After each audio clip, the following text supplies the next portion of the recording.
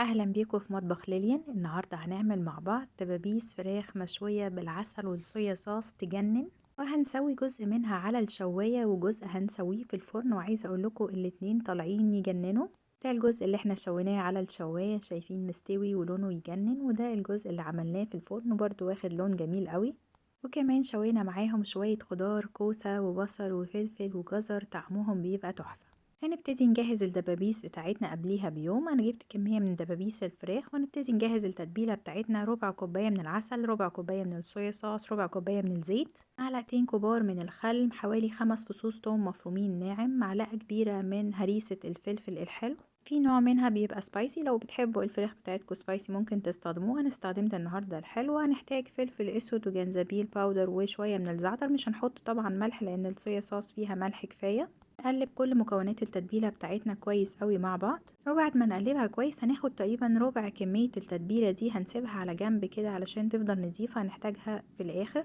وهنجهز كيسين كده، واحد هنحط فيه الجزء اللي هنشويه والتاني هنحط فيه الجزء اللي هنعمله في الفرن. ونبتدي بقى، انا هنقي الدبابيس الصغيرة هعملها في الفرن، والدبابيس الكبيرة حجمها كبير شوية دي اللي هشويها.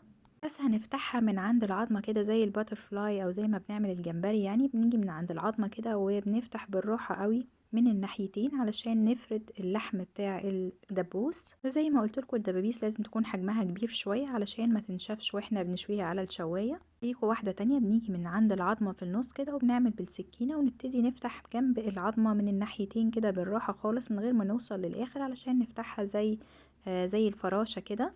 نحاول نحافظ على الجلد بتاعها علشان ده بيبقى مهم واحنا بنشويه. وهنقسم التتبيلة بتاعتنا على الكيسين ونقلبهم كويس قوي ونحطها في التلاجة على الأقل 4 ساعات، بس أنا بفضل أجهزها قبليها بيوم كامل.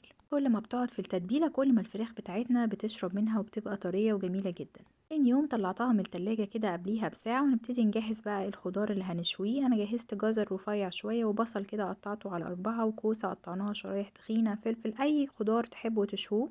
حطينا عليه معلقتين زيت وملح وفلفل وبابريكا وشوية زعتر، وهنقلبه كويس قوي. نبتدي بقى نجهز الجزء اللي هنسويه في الفرن على صينية كده عليها شبكة ورشة من الزيت. نحط الدبابيس بتاعتنا بس عايزينهم بعيد من بعض علشان الفراخ تستوي وتاخد لون حلو من كل ناحية، ونحط وسطهم كده الخضار. ندخلهم الفرن على درجة حرارة 200 نص ساعة، وبعد كده هنطلعهم ونديهم بقى دهنة من الجزء التتبيلة اللي احنا شلناه على جنب، وندخلهم تحت الشواية حوالي 5 دقايق أو 10 دقايق لغاية ما تاخد لون جميل زي ما انتوا شايفين كده. هنبتدي بقى نعمل الجزء اللي هنعمله في الشواية. أنا سخنت الشواية كويس قوي وحطيت رشة من الزيت كده. ابتدي أرص قطع الفراخ والخضار بتاعنا، ومجرد ما رصيت كل الفراخ والخضار هنهدي درجة حرارة الجريل بتاعتنا عشان الفراخ ما تاخدش لون بسرعة وتكون لسه ما استوتش. وهنبتدي نقلب الفراخ بتاعتنا تقريبا كل 5 دقايق على ناحية لحد ما نعدي كل مدة التسوية، حوالي مثلا من 20 ل25 دقيقة حسب حجم الدبابيس بتاعتكم.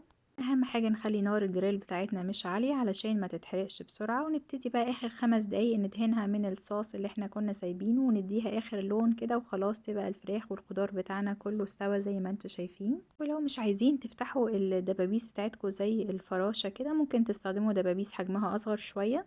الطريقة دي بتطلع الفراخ بتبقى طرية وجوسي جدا، وشكلها كمان بيبقى لذيذ. زي ما انتوا شايفين الطريقتين طلعوا لنا تقريبا نفس النتيجة. تتبيلة العسل مع الصويا صوص والتوابل اللي حطيناها بتخلي الفراخ ليها لمعة ولونها حلو، وكمان بتبقى طرية جدا سواء سويناها في الفرن او على الشواية. جربوا تعملوها بالتتبيلة دي وتسووها بالطريقة اللي تحبوها. ولو عجبكم فيديو النهاردة اعملوا لي لايك وسبسكرايب، واشوفكم في وصفة تانية. ثانك يو.